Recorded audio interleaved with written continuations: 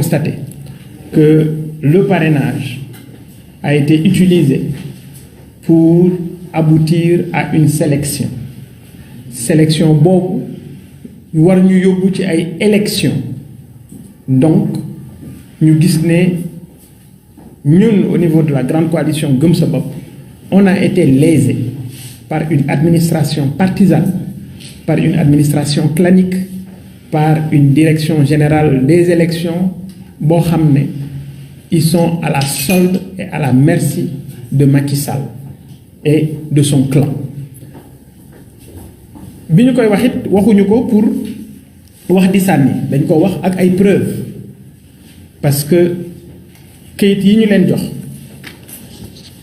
moom la ñu yóbbu fépp fu ñu dem parce que ci biir kayit yooyu dañ lay wax ne ñun ci Gëm Sa Bopp dañu jox 36 000 rejets pour autre motif ci 36 000 rejets yooyu pour autre motif il faut d'abord comprendre que 2000 doublons la ñu am mais ñu ne ñu 36 000 rejets pour autre motif. On s'est rendu compte que rien que les non-électeurs, c'est-à-dire que Guy Marius Sagna, qui a sa carte d'identité, un numéro d'électeur, lieu de vote, bureau de vote, le logiciel vous considère comme un non-électeur, c'est-à-dire vous n'êtes pas inscrit sur les listes électorales. C'est gravissime. Mais li ci nekk ci jàngat pour ñiy def informatique xam nañ ne boo amee logiciel de vérification dañ koy pointer ci base de données boobu c'est le fichier électoral. Si des Sénégalais sont considérés comme non inscrits sur le fichier électoral alors que am nañu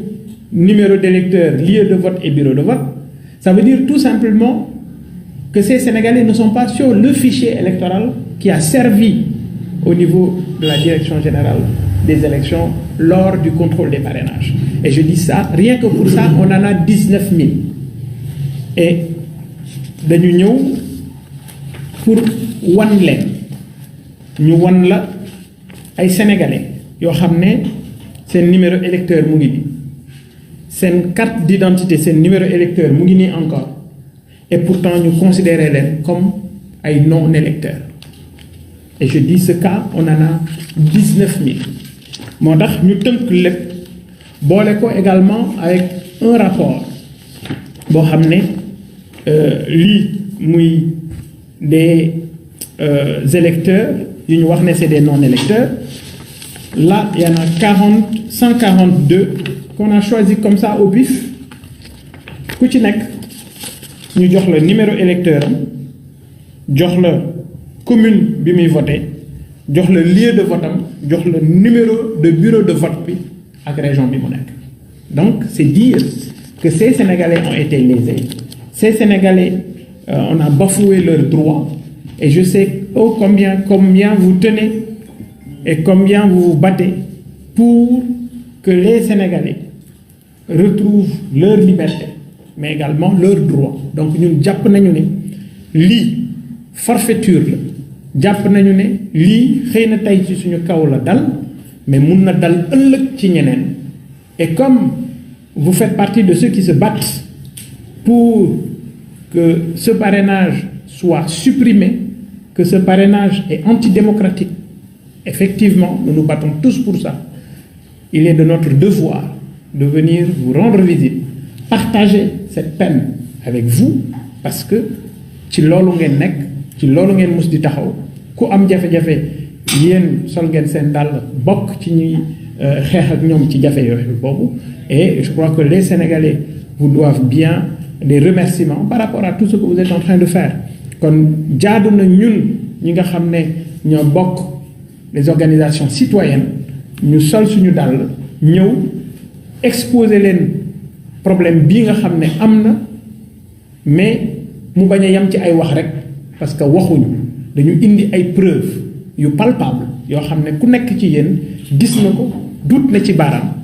nii lañ ñu ko defee ñun noonu la ñu ko defee ànd nawle noonu la ñu ko defee Fadel Baro noonu la ñu ko defee keneen ak keneen ak keneen xëy na yow boo nekkoon wala nga dem ci sa liste bopp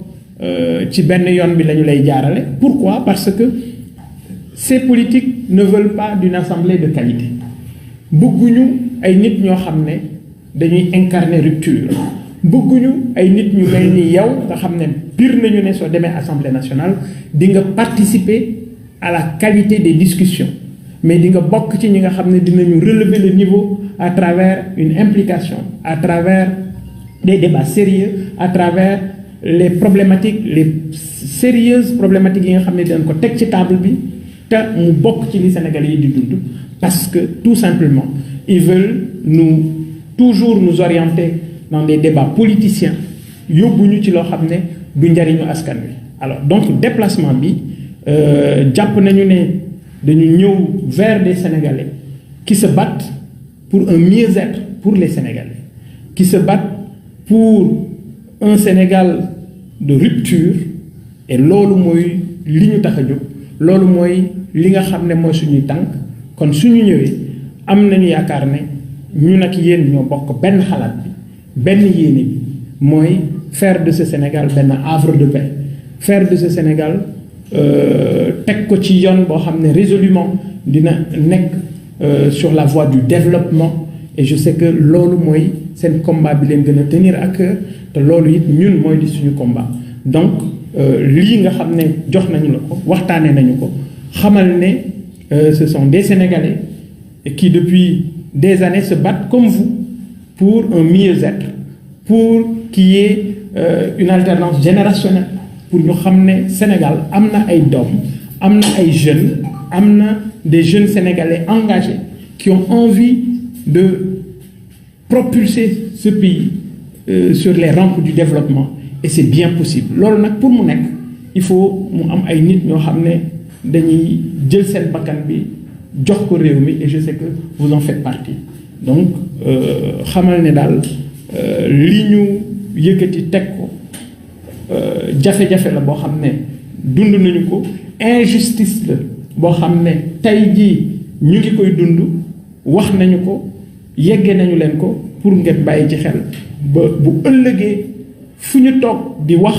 ngeen xam ne lii Sénégalais yi dund nañu ko. Macky Sall mu ngi écarté ay Sénégalais, Macky Sall mu ngi sélectionné comme ni ñu ko waxee sànq, mu ngi sélectionné parce que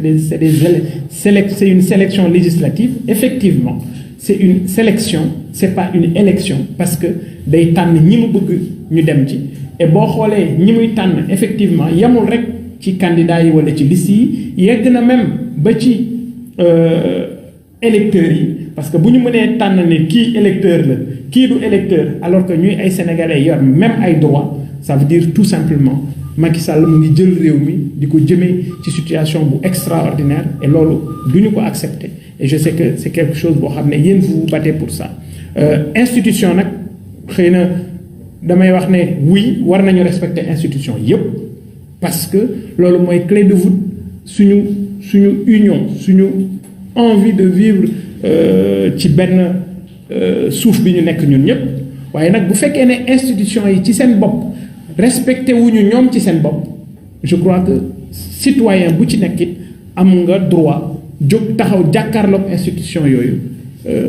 jëflante ak ñoom, jàmmaarloo ak ñoom, parce que ce droit la ñu la bëgg a xañ. Et je crois que ce que la DGE a fait ak le ministre de l'Intérieur, forfaiture la, complot la, c'est une situation inédite boo xam ne jàpp nañu ne war nañu taxaw xeex ko pour leur dire stop.